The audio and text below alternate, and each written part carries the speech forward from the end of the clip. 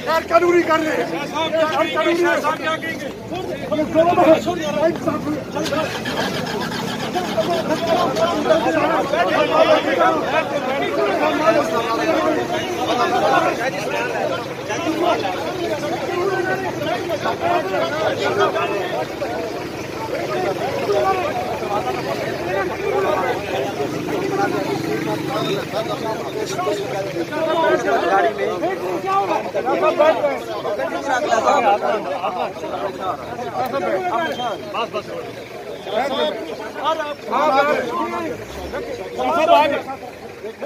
पहले शाह साहब का सामान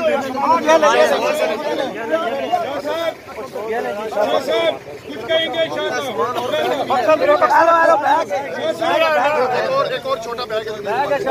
शाह साहब कुछ कहेंगे? शाह साहब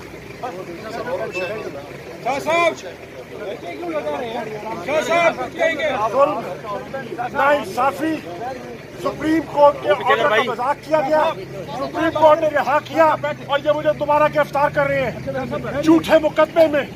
मैंने कौम की तर्जुमानी की है, मैं बेगुनाह हूँ और ये मुझसे बिला वजह इंतकामी सियासी इंतकाम का निशाना बनाया जा रहा है।